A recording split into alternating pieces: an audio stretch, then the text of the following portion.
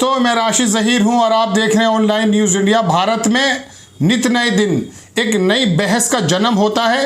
हालांकि बात होनी चाहिए कि हंगर इंडेक्स में भारत भुखमरी के हालातों पे कहां तक पहुंच गया है, लेकिन आरएसएस हो, भारतीय जनता पार्टी हो, केंद्र की सरकारें हो, सूबे की सरकारें हो, राजनीतिकरण में इतनी ज़्यादा अंधी हो चुकी हैं कि भारत की बुनियादी ज़रूरतों की बात छोड़ करके ऐसी बहस में लग जाते हैं जिसका कोई औचित्य नहीं है। झूठ पर मुबनी है, झूठ पर बुनियाद है, झूठ पर डिपेंड जो बातें होती हैं उनको कहा जाता, ताकि दर्शक इस बात का सवाल न कर पाएँ, आम वोटर्स इस बात का, देशवासी इस बात का सवाल न कर पाएँ कि रोटी क्यों नहीं मिल पा रही है।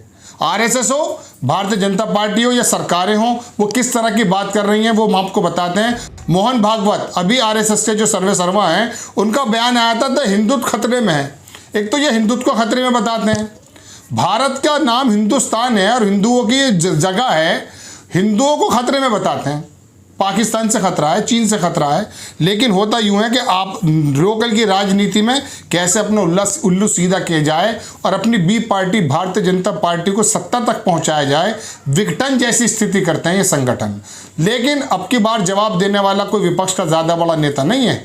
अब की बार इन्हीं के साथ रहने वाला उद्धव ठाकरे, महाराष्ट्र के मुख्यमंत्री, उन्होंने जवाब दिया, वो सुनिए। बोलता हिंदुस्तान की खबर आपकी स्क्रीन पर लगी है और बोलते हैं भागवत ने हिंदुत्व पर बताया खतरा, तो बोले ठाकरे खतरा है मगर उन्हीं से जो सत्ता के लिए हिंदुत्व का इस्तेमाल करते हैं। खबर मैं आपको पढ़ के सुनाता हूं कि विजयदशमी के अवसर पर राष्ट्रीय स्वयंसेवक संघ की स्थापना दिवस के मौके पर संघ प्रमुख मोहन भागवत ने देश के हिंदुत्व के खतरे में होने की बात कही थी। अब शिवसेना अध्यक्ष और महाराष्ट्र के मुख्यमंत्री ने भाजपा और आरएसएस पर हमला बोला है। वो क्या बोला वो सुनिए। मुख्यमंत्री उद्धव ठाकरे ने कहा कि हिंदुत्व को किसी बाहर वालों से नहीं बल्कि नव हिंदुत्ववादियों से खतरा है। नए जो हिंदुत्ववादी हैं ना, ये भी, हालांकि हिंदुत्व का नाम ही 1880 के करीब आया है, इनको उससे पहले मालूम नहीं था।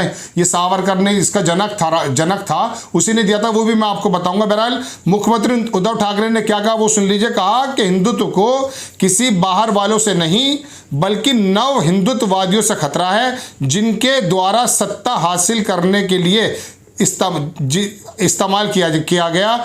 ये अब बांटो और राज करो की नीति अपनाएंगे। वार्षिक दशहरा उत्सव को संबोधित करते हुए मुख्यमंत्री उद्धव ठाकरे ने प्रधानमंत्री नरेंद्र मोदी पर भी सीधा हमला बोला। वो क्या बोला वो सुन लीजिए। उन्होंने कहा कि मैं कोई फकीर नहीं हूं जो झोला उठाकर चल दूंगा। बता दें पीएम मोदी कई बार अपने भाषणों में बयान देते रहे।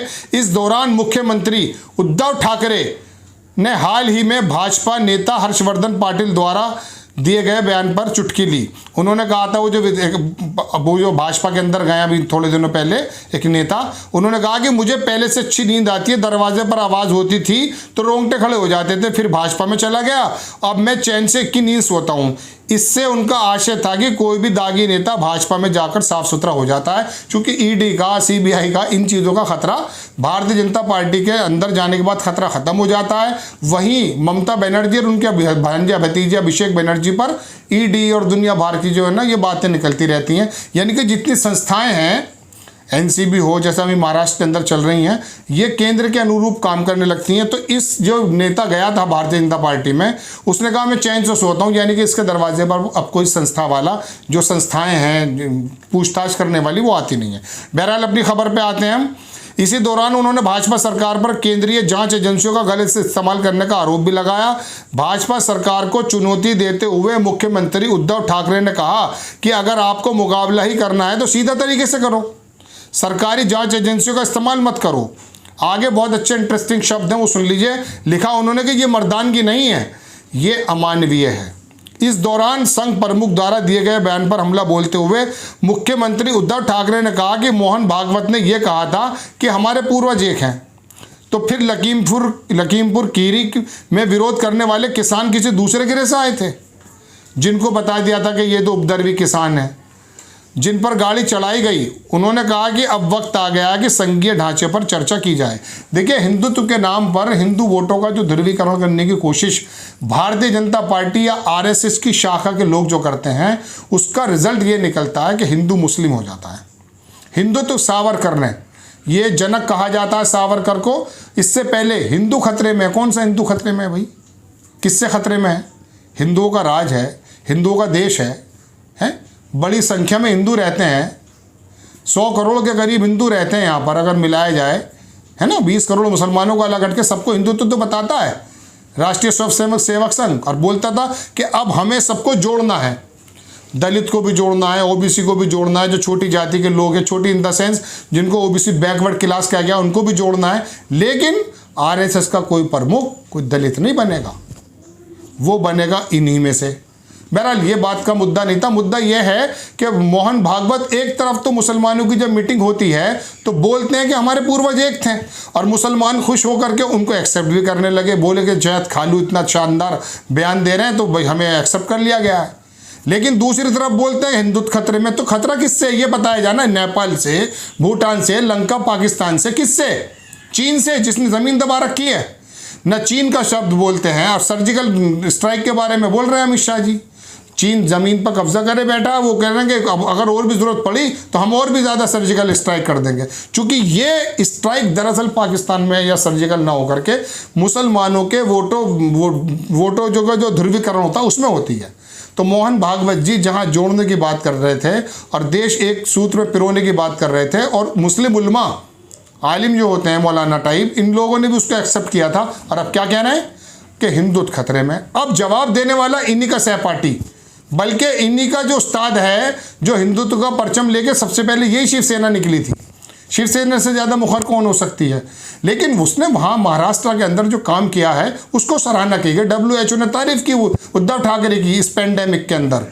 वो जो T 4T का बात है ना, ट्रीटमेंट, ट्रेसिंग और इस तरह की चेकिंग वगैरह, जो उसने डॉनरी के अंदर एक बहुत बड़ा इलाका है महाराष्ट्र के अंदर, बॉम्बे के अंदर, वहाँ पर किस तरह से मरीजों का इलाज करा, उसकी तारीफ हुई पूरी दुनिया में।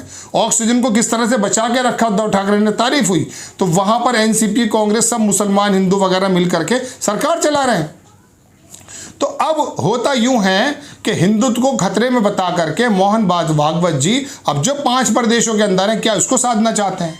लेकिन अब जवाब देने वाला उद्धव ठाकरे है, जिसके हाथ में और जिसके फादर के हाथ में हिंदुत्व की, अगर हिंदुत्व भी कहोगे तो उसकी धुरी थी। बाबरी मस्जिद हो या हिंदुत्व का कोई मामला हो, सबसे पहले बोलने वाला मुखर नेता बाल ठाकरे हुआ करता था और उसी की बात सुनी जाया करती थी। आज उसी का बेटा शानदार जवाब देते हुए मोहन भागवत से कहता है कि हिंदुत्व का खतरा तो दरअसल आपसे है, अपनों से है। तो ये हिंदुत्व का मैं आपको फिर बता देता हूँ, इनका जो एक कॉन्सेप्ट है ये तो सावरकर ने दिया, और उसके अंदर ये भी बातें आती हैं, जैसे सुनते हैं और लिखी भी हैं कि कुछ लोग जो मुस्लिम वगैरह हैं, ईसाई वगैरह, इनको वोटों से अलग कर दिया जाए और ये कर दिया। इस तरह की भ्रांति हैं या सही बातें किताबों में लिखा, वो हम आपको किसी वक्त में बता देंगे। लेकिन बहरहाल मोहन भागवत को जवाब दिया उद्धव ठाकरे ने, हमला किया कि हिंदुत्व को खतरा दरअसल आप लोगों से, ये उनका आशय था। आपको खबर किस तरह की लगी, प्लीज़ अपने कमेंट्स बॉक्स में जाके अपनी राय बताइए। हमारी हिम्मतें बढ़ती हैं, हमारे हौसले बढ़ते हैं।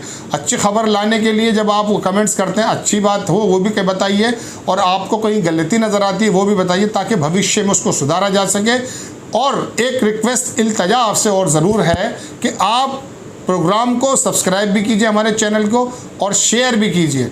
भविष्य में ऐसी कोई भी खबर आती है आपके सामने, मैं लेकर आऊँगा। तब तक के लिए जय हिंद। चैनल को सब्सक्राइब करें और घंटी जरूर दबाएं।